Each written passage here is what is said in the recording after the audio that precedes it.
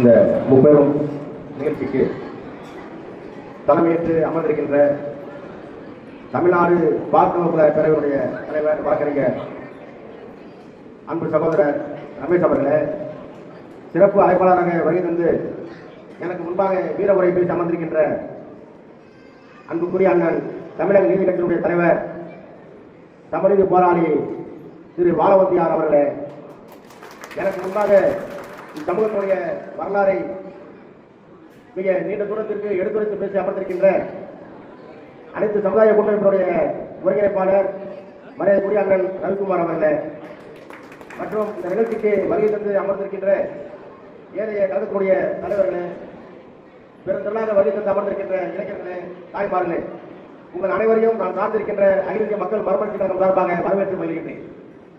ஏற்கனவே அண்ணன் மாணவர்கள் சொன்னதை போல இந்த சமூக வரலாறை நிறைய சொல்லிவிட்டார்கள்.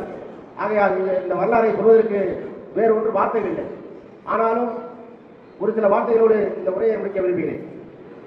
தம்பி ரமேஷ் அவர்கள் ஏதோ அரசியல் பிழைப்புக்காக அரசியல்வாதிகளிடம் பணம் வாங்குவதற்காக இந்த இயக்கத்தை ஆரம்பிக்கவில்லை.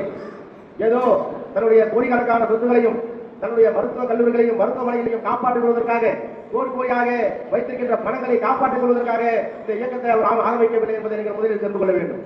ஒரு சாமானிய மக்களாக, ஒரு விவசாயக்கூடிய மகனாக, இந்த மக்களுக்காக போராடக்கூடிய ஒரு தனிச்சிறந்த வழக்கறிஞராக, இந்த சமூகத்தை காப்பதற்காக அன்பு தம்பி ரமேஷ் அவர்கள் இந்த கழகத்தை பேரவையை உருவாக்கியிருக்கிறார் என்பதை நீங்கள் தெரிந்து கொள்ள வேண்டும். தோழர்களே, பணம் இருப்பவர்கள் ஒரு இயக்கத்தை ஆரம்பிப்பது என்பது பெரிய விஷயம் அல்ல.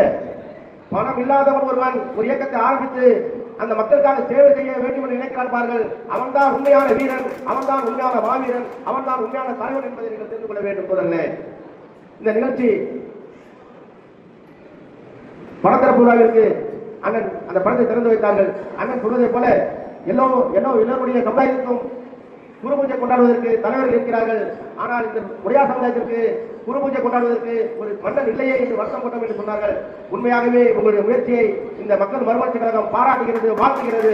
காரணம் என்னோடு சொன்னால், மைசூரை ஆண்டது உடையார் சமூகம், திருக்கோவிலரை தலைமையிடமாக கொண்டு ஆட்சி புரிந்தது இந்த உடையார் சமூகம் என்பதை நீங்கள் தெரிந்து கொண்டு இந்த மலையமானவர்களுக்கு நீங்கள் வருடந்தோறும் நிகழ்ச்சிகளை எடுக்க வேண்டும், குரு பூஜை நிகழ்ச்சிகளை எடுக்க வேண்டும். அதற்கு உங்களுக்கு எங்களுடைய தேவேந்திர வேளாண் சமுதாயமும் அகில இந்திய மக்கள் மறுமலர்ச்சி கழகமும் உறுதுணையாக இருக்கும் என்பதை தெரிந்து கொள்கின்றோம்.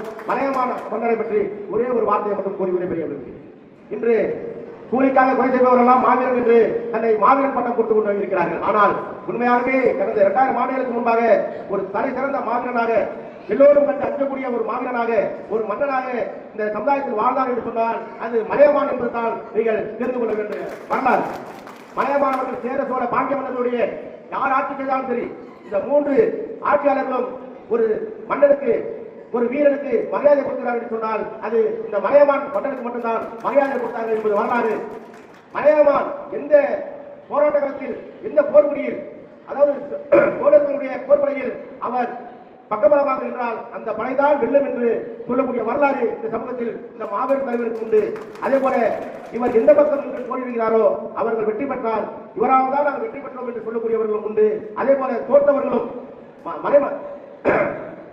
மலையமான் ஒரு பக்கம் இருந்ததால் தான் நாங்கள் தோல்வி அடைந்தோம் என்று சொல்லக்கூடியதும் வரலாறு இருந்தது. ஆகவே தான் அவரை சேர சோழ பாண்டிய மன்னர்கள் அனைவரும் அவரை கண்டு பாராட்டினார்கள், அஞ்சினார்கள் என்பதை நீங்கள் தெரிந்து கொள்ள வேண்டும். அந்த அளவுக்கு மிகப்பெரிய ஒரு மாவீரன் மட்டுமல்ல, ஒரு கையை பாரிய வைத்தால் ஒரு பக்கம் காரியை வைக்க வேண்டும். அந்த அளவுக்கு கொடைவள்ளல் கொண்ட ஒரு மகத்தான ஒரு மாமன்னன் மலையமானவர்கள். தன்னிடம் இருக்கக்கூடிய பொருள் எல்லாத்தையும் அள்ளி கொடுக்கக்கூடியவன், தன்னிடம் இருக்கக்கூடிய குதிரைகளை, யானைகளை என்னென்ன இருப்பவர் தன்னிடம் கேட்டு வருபவர்களுக்கு அள்ளி கொடுத்த மாவீரன் கொடைவள்ளல் தான் இந்த மலையமான். அவர்களுக்கு நீங்கள் குருபூஜை வைக்க வேண்டும். உங்களுக்கு எங்களுடைய தேவேந்திர வேளாண் சமூகம் முழு ஒத்துழைப்பு வழங்கும். அகில இந்திய மக்கள் மறுமலர்ச்சி கழகம் உங்களுடைய பேரவைக்கு என்றென்று மட்டுமல்ல அரசியலில் அதிகாரம் பெறும் வரை உங்களோடு தோளோடு தோள் என்று கூறி எனக்கு வாய்ப்பை அளித்தமைக்காக நன்றி பாராட்டி விடைபெறுகிறேன். நன்றி, வணக்கம்.